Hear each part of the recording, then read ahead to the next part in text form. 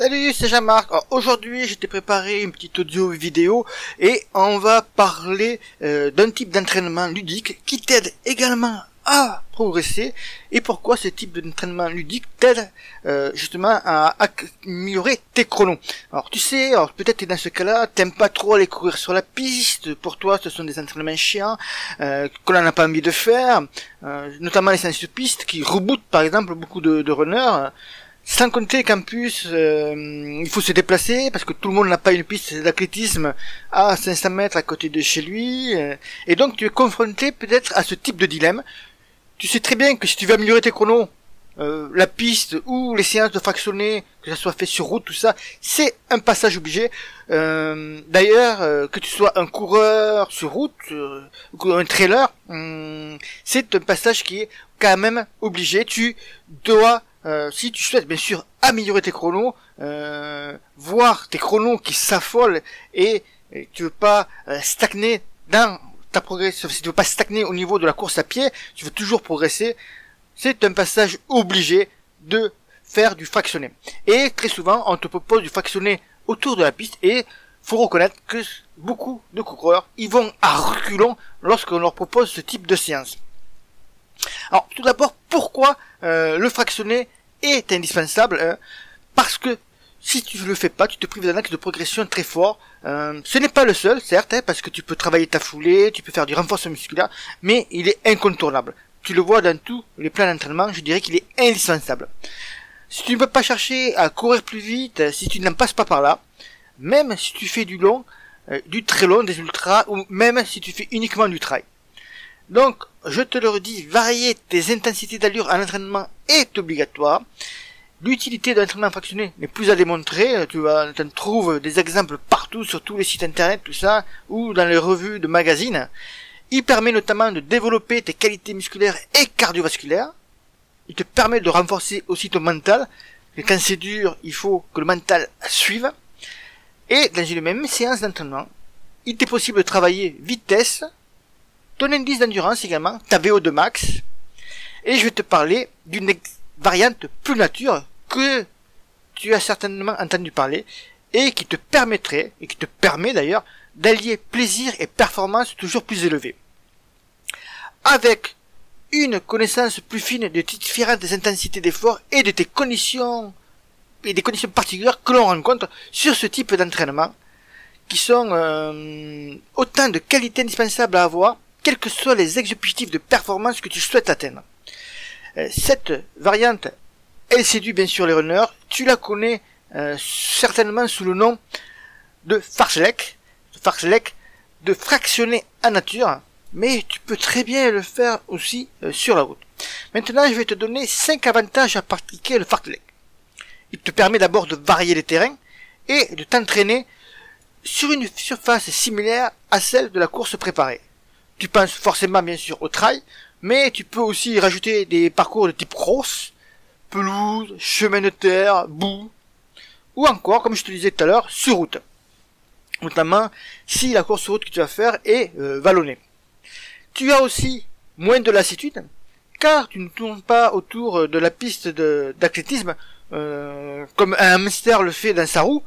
Donc tu varies les types de terrain et donc ta lassitude diminue également. Ça te permet aussi surtout une meilleure connaissance de toi-même, car avec des parcours variés et plus ou moins vallonnés, tu apprends à mieux gérer tes efforts tout en contrôlant avec certains outils. Donc ces outils, je t'en parlerai un petit peu dans la prochaine audio vidéo. Et également, excuse-moi de tousser, ça te permet aussi de te rapprocher de ta compétition si tu respectes le premier point. Le premier point que je te disais, c'est de varier les terrains et d'essayer de trouver une surface similaire à celle de ta course. Du coup, tu as une meilleure pratique sur certaines spécificités, par exemple les côtes, les descentes, les relances. Et dernier point qui va te permettre, qui est des avantages du fartlek, donc le 5e et dernier point, ce sont que les chemins, c'est moins traumatisant que la piste pour tes articulations, tendons et muscles. Néanmoins, fais attention, parce que lorsqu'on fait du fartlek, qu'on soit encore plus vite sur ces chemins, attention au caillou, attention aux racines, tout ça, qui peuvent te faire perdre l'équilibre et te faire chuter. Donc voilà les avantages du fartlek par rapport, on va dire, à un entraînement autour d'une piste classique ou sur une route que tu as l'habitude de faire. Mais comment cela se concrétise sur le terrain? Très souvent, dans un plan de trail, tu y trouves des séries de fractionnés plus orientées temps que distance.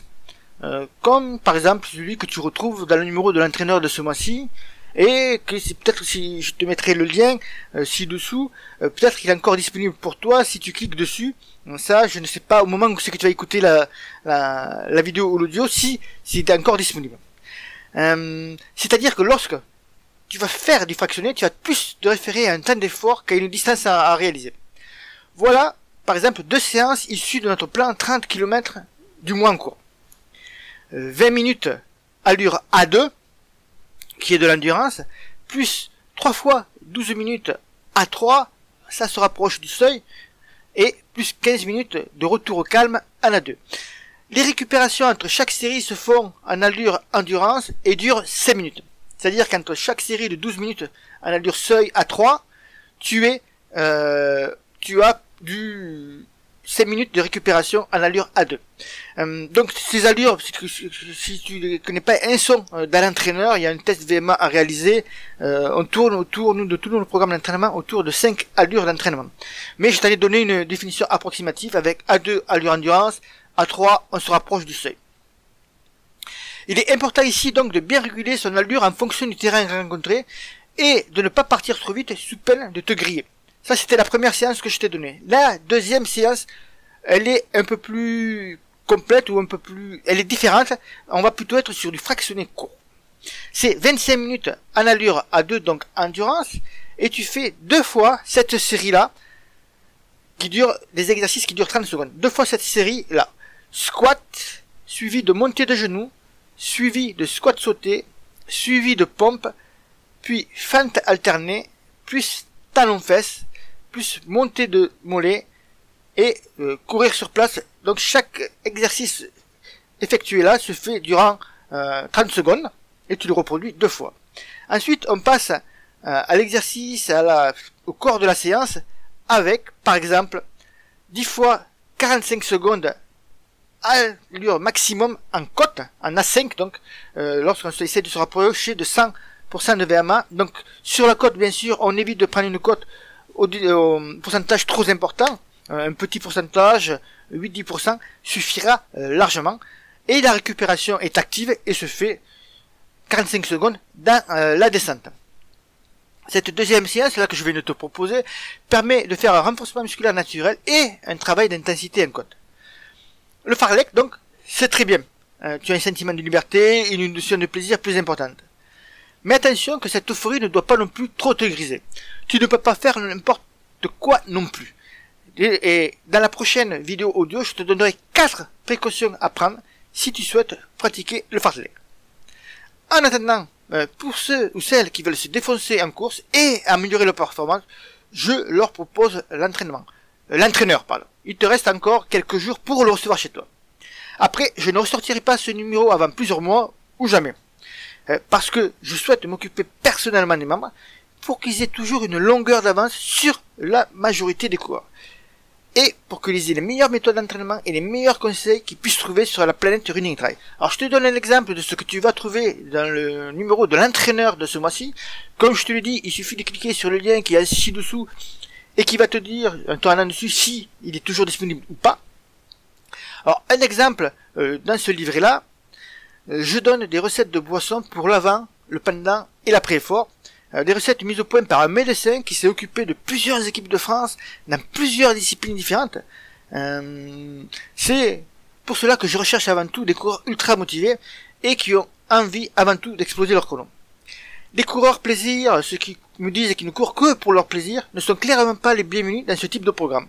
Donc si tu es un compétiteur ou une compétitrice, tu dois absolument regarder ce que je t'ai mis, le lien ci-dessous, et tu as tout le sommaire, tout le numéro complet de l'entraîneur qui t'attend pour le mois en cours. Donc regarde bien également les dates de fin, tout ça. Si tu as accès aux bonnes commandes, c'est que le numéro est toujours disponible pour toi et qu'il me reste toujours des exemplaires de livret que je vais t'expédier chez toi, n'importe où là où tu habites. En attendant, si tu as des questions autour de ce que je viens de te dire en audio vidéo, hein, il te suffit de laisser un petit commentaire ci-dessous, là où c'est disponible, et je te répondrai avec très grand plaisir, ou bien tu me contactes directement sur le site runningtry.net, tu me contactes et j'y répondrai avec très grand plaisir. Allez, je te souhaite bon run et je te dis à bientôt.